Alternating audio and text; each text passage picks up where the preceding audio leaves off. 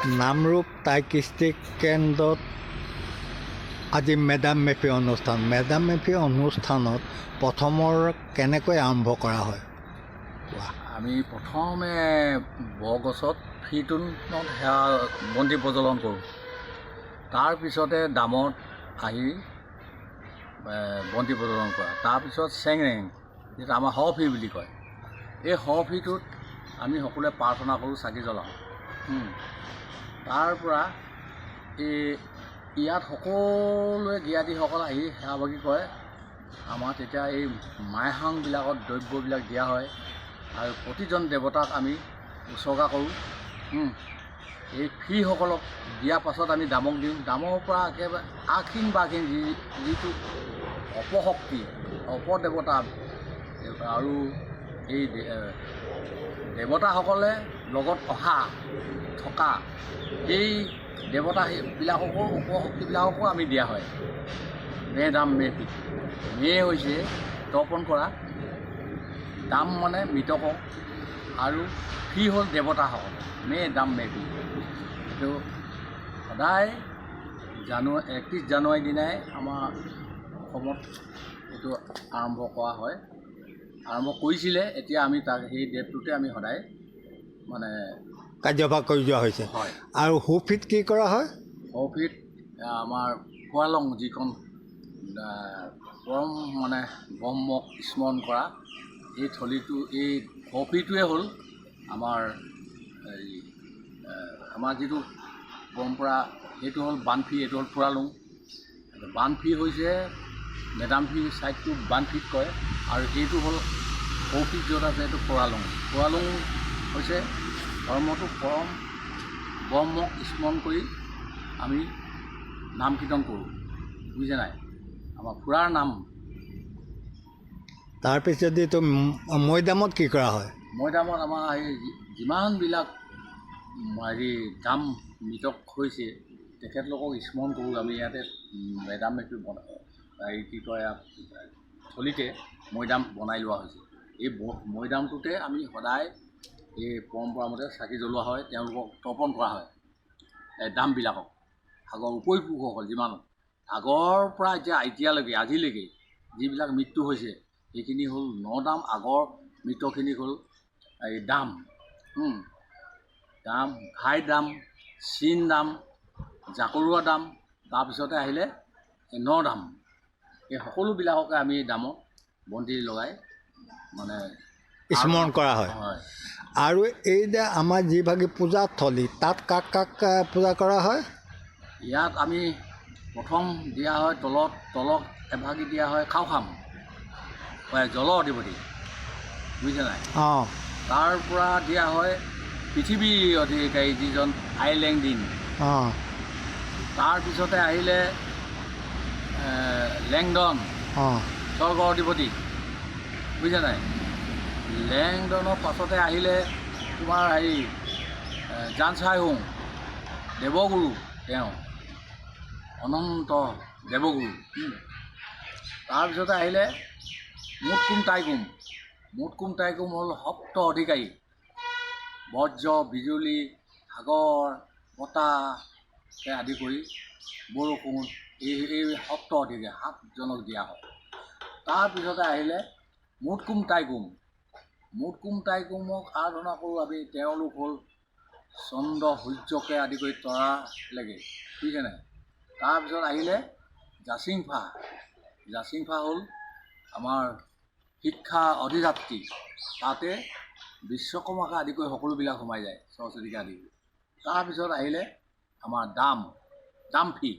এই দাম কেতিয়াৰ পৰা হ'ল? যেতিয়াৰ পৰা আৰম্ভ চুকাফা দিনৰ পৰা তেওঁলোক এতিয়া ফ্ৰীলৈ গৈ আছে আৰু দামফি। চুকাফা দিনৰ পৰা এতিয়ালৈকে, কালি মৃত্যু হোৱালৈকে এই দামক আমি আৰাধনা কৰোঁ তাত। তাৰপিছতে এই কাইচেংমুং কুকুৰাটো য'ত আছে, তাত আমি মঠ বনাই তাত তেখেতলোকক দিয়া হয় আখিন বাখিন হ'ল তেওঁলোক অপদেৱতা, অপশক্তিখিনি দিয়া হয়। তেওঁলোককো আৰাধনা কৰোঁ। এইখিনি হ'ল মেডাম মেফি হেৰি। এইখিনি সমস্ত মেডাম মেফিৰ মানে নীতি হয় হয় আৰু আদি মই আমাৰ বিশেষকৈ নামৰূপ অঞ্চলৰ টাই পণ্ডিত মানচাও টিকেন্দ্ৰজিৎ বৰুৱাদেৱৰ লগত আদি উপস্থিত হৈ তেখেতৰ পৰা এই কথাখিনি জানিলোঁ আৰু তেখেতক আমাৰ ফালৰ পৰা ধন্যবাদ জনাইছোঁ। ধন্যবাদ।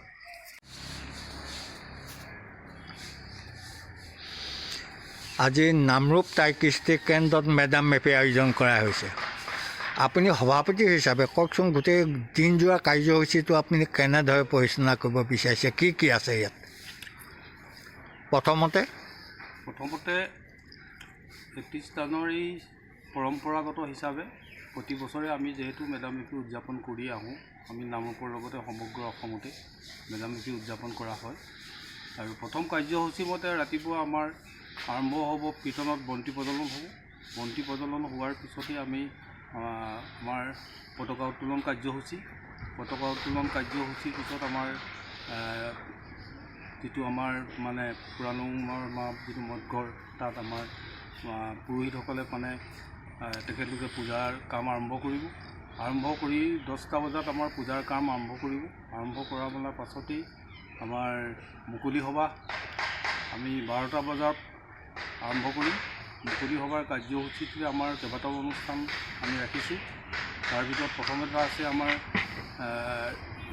সম্বৰ্ধনা অনুষ্ঠান আছে, কাৰণ আমাৰ বহুকেইজন ইয়াত লাগি থকা আমাৰ ব্যক্তি তেখেতলোকক মানে এই অনুষ্ঠানটোৰ প্ৰতি যিটো অৰিহণা তেখেতলোকৰ আছে, সেই তেখেতলোকক আমি সমজুৱাভাৱে তেখেতলোকক এটা সম্বৰ্ধনা অনুষ্ঠানৰ ব্যৱস্থা ৰাখিছোঁ। আৰু ইয়াৰ পিছতেই আমি যিহেতু এইবাৰ অনুষ্ঠানটো আমি দুদিনীয়া কাৰ্যসূচী কৰিছিলোঁ। 28 তাৰিখে আমি ল'ৰা ছোৱালীবিলাকৰ এখন ড্ৰয়িং চিত্ৰাংকন প্ৰতিযোগিতা আৰু কুইজ প্ৰতিযোগিতা কৰিছিলোঁ। আৰু তেওঁলোকৰো ফলাফলবিলাকৰ তেওঁলোকৰ মানে যিটো আমি তেওঁলোকৰ পুৰস্কৃতটো সেইদিনাখন আমি মুকলি সভাতেই আমাৰ বিশিষ্ট যিসকল ব্যক্তি থাকে আমি আমন্ত্ৰিত কৰিছোঁ। যিহেতু আমাৰ মানে বিধায়ক মহোদয় থাকিব, তাত আমি নিৰ্দিষ্ট বক্তা হিচাপে মাতিছোঁ নাহৰকটীয়া কলেজৰ প্ৰাক্তন মানে অধ্যক্ষ যোগেশ্বৰ মোহন ছাৰ, আৰু তেখেত আমাৰ পূৰ্বাঞ্চল টাই সাহিত্য সভাৰ দুবাৰকৈ সভাপতি পদত অধিষ্ঠিত হোৱা এজন ব্যক্তি। আৰু তেনেকৈ আমি নিৰ্দিষ্ট আমন্ত্ৰিত অতিথি হিচাপে মাতিছোঁ আমাৰ আসাম পেট্ৰ ৰাসায়নিক প্ৰকল্পৰ অধ্যক্ষ শ্ৰী বিপুল ডেকা ডাঙৰীয়া আৰু অসম পেট্ৰ ৰাসায়নিক প্ৰকল্পৰ পৰিচালন সঞ্চালক ৰাজনীশ গগৈ ডাঙৰীয়া।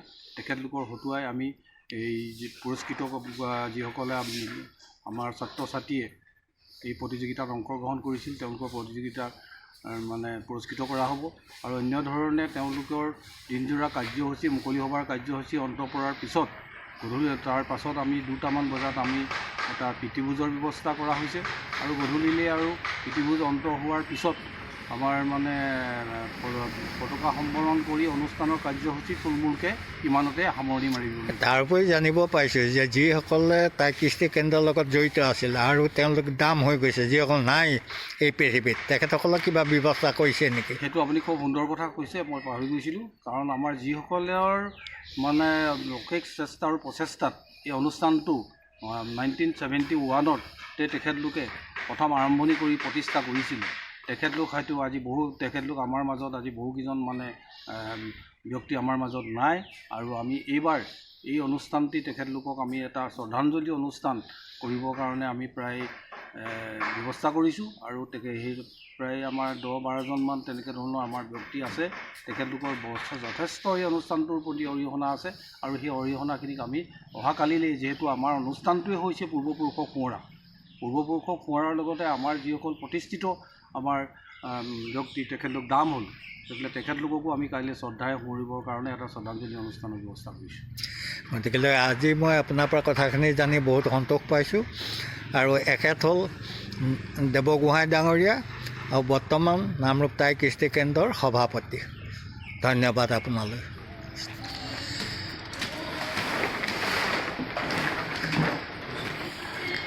মেডাম মেফিৰ সেৱাৰ থলীত ব্যৱহৃত সামগ্ৰীসমূহ তৈয়াৰ কৰা হৈছে।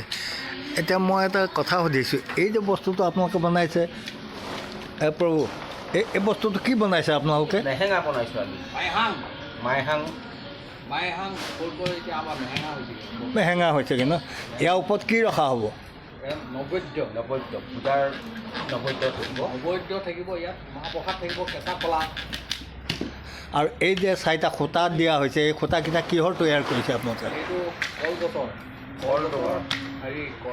থৰুৱা বুলি কয় কলৰ থৰুৱা কলৰ থৰুৱাৰ পৰা চাৰিটা খুঁটা আপোনালোকে তৈয়াৰ কৰা হৈছে আৰু যিখন আপোনালোকে চাং বনাইছে এই চাংখনত কিমান কাঠি আছে বাঁহৰ কাঠি ইয়াত দীঘে পানীয়ে মানে ইফালে সিফালে তাৰমানে 9ছটাকৈ কামি আছে ন ইফালে গণিলে হ'ব লাগিব সিফালে গণিলেও হ'ব লাগিব আচ্ছা হিচাপ কৰিলে